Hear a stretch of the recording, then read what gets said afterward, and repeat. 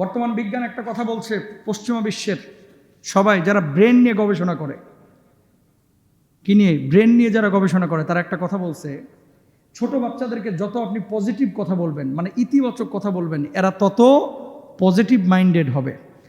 আর যত আপনি নেগেটিভ কথা বলবেন, খালি না এটা করিস না, ওটা করিস না, ওটা করিস না, ওটা ধরিস না, ওটা বলিস না, এরকম আছে না কিছু লোক, সারাক্ষণ খালি স্যান করতে থাকে সারাক্ষণ। যারা এই কাজগুলো বেশি করে, এদের বাচ্চা কাচ্চাগুলো পরবর্তীতে নষ্ট হয় বেশি। নাউজুবিল্লাহ বলেন। আমার নবী ছিলেন বাচ্চাদেরকে কখনো ওই যে প্রহার করেন নাই। এই যে মুরব্বীরা আপনারা এখনো আছেন এরকম, যে হুজুর গোশতগুলো আপনার, হাড্ডি আমার, হাফেজ আপনারা বানাইতেই হবে, মারিয়ালান পিডা, খবরদার বাচ্চাকে এরকম বলবেন না, ইনশাল্লাহ বলেন। আর হুজুরদেরকেও বলবো, মাদ্রাসায় যে সমস্ত হুজুর বাচ্চাদেরকে পিটাই, ও হুজুর হওয়ার যোগ্য না, ইমাম খতিব হওয়ার যোগ্য না। কথা বলেন ঠিক না? কোথায় পাইছো মিয়া বাচ্চাদেরকে এভাবে মারা? শাসনের কথা আছে কিন্তু জুলুম না। কোথায় পেয়েছো এগুলো? ভণ্ডামি। নবীজি সাহাবীদেরকে কোরআন শিখিয়েছে, মারছে? একটা দলিল দেখান যে সাহাবীদেরকে বাঁশ দিয়ে পিটায় কোরআন শিখাইছে, দেখাতে পারবেন? যদি মুফতি সাহেব থাকেন হাত তুলেন যে হুজুর আমি জানি, দেখান একটা দলিল। তো সেখানে কি তারা ইসলাম বুঝে নাই?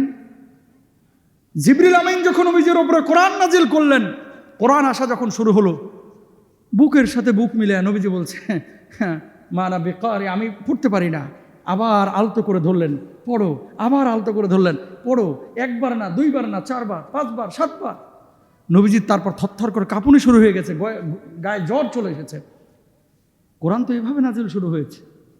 আমাদের দেশের মানুষ হচ্ছে, আসলে আমরা বাপদাদা থেকে মুসলমান হয়েছি, তো পড়াশুনো তো মুসলমান হয় নাই। এই জন্য ইসলামের অনেক বিষয় যেগুলো ইসলামে নাই, এগুলোকে ইসলামের ভিতরে ঢুকায়, এটারই একটা নিয়ম বানায় ফেলাইছে। বাবা, আপনার ছেলে হাফেজ হতে পারলে আলহামদুলিল্লাহ ভালো। আপনার ছেলের জন্য হাফেজ হওয়া ফরজ না তো। মৌলিক জ্ঞান শেখানো, ইসলামে আইন শেখানো, ইসলামের ফরজে আইন যে বিষয়গুলো, মৌলিক জ্ঞান, কিভাবে নামাজ পড়বে, রোজা করবে, দিন ফলো করবে, সুদ ঘুষ থেকে বেঁচে থাকবে, হালাল জীবনযাপন করবে, এটা হচ্ছে ফরজে আইন। এটা কি ফরজে আইন? হাফেজ বানানো ফরজে আইন না। যদি হয় আলহামদুলিল্লাহ, নূরুন আলা নূর, আপনি হাফেজের বাবা, কিয়ামতের ময়দানে আল্লাহ আপনাকে ইজ্জত দেবেন।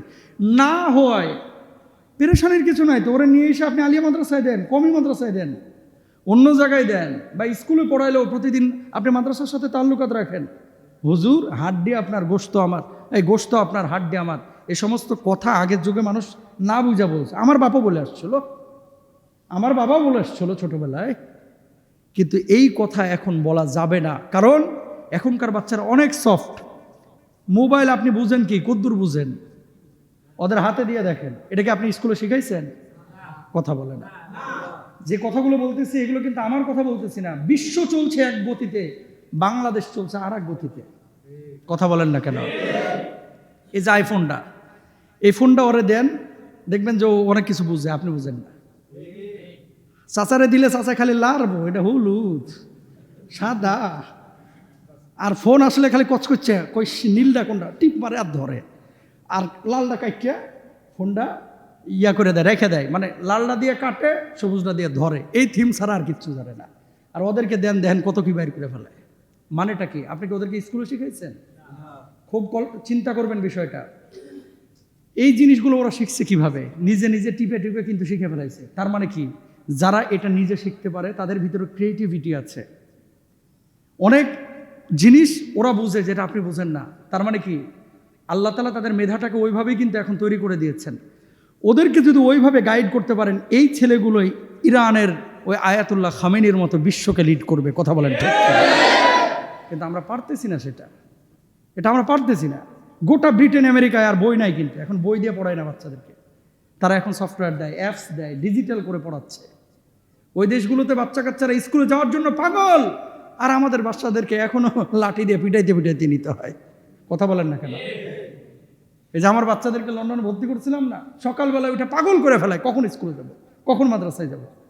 স্কুল থেকে যখন নিয়ে আসি, তারা আসতে চায় না, মনটা কালো হয়ে যায়, খারাপ হয়ে যায়। তো এই যে আগ্রহ, ওখানে যাওয়ার জন্য পাগল, আর এখানে না যাওয়ার জন্য পাগল। তার মানে কি, ওই পরিবেশটা আমরা দিতে পারি নাই। আমি আপনাদেরকে বলবো, আপনাদেরও দায়িত্ব আছে ভাই, আপনাদেরও দায়িত্ব আছে। সব কিছু বাংলাদেশের স্কুলগুলোর উপরে নির্ভরশীল, মাদ্রাসার উপরে নির্ভরশীল হওয়া যাবে না।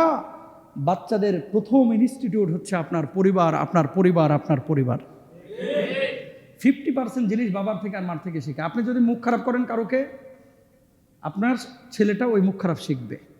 আপনার অ্যাটিটিউড, আপনার বলা, আপনার কথা, এ সব কিছু শিখে কিন্তু আপনার থেকে, আপনার ওয়াইফের থেকে। এর জন্য আমি বলি ভাই, বাচ্চারা হচ্ছে আপনার মূল অ্যাসেট। প্লিজ বাচ্চাদেরকে সবসময় স্যানস্যান করেন না, নাবাচক কথা বলেন না, এদের সাথে পজিটিভ থিঙ্কে হাবাচক কথা বলেন এবং বাচ্চাদেরকে সৎ বানান, বাচ্চাদেরকে ইতিবাচক মনোভাব নিয়ে বেড়ে ওঠান। দেখবেন এই বাচ্চাগুলোই আগামীর বিশ্বকে লিড করবে ইনশাআল্লাহ। আল্লাহ কবুল করুক, সবাই বলেন আমিন।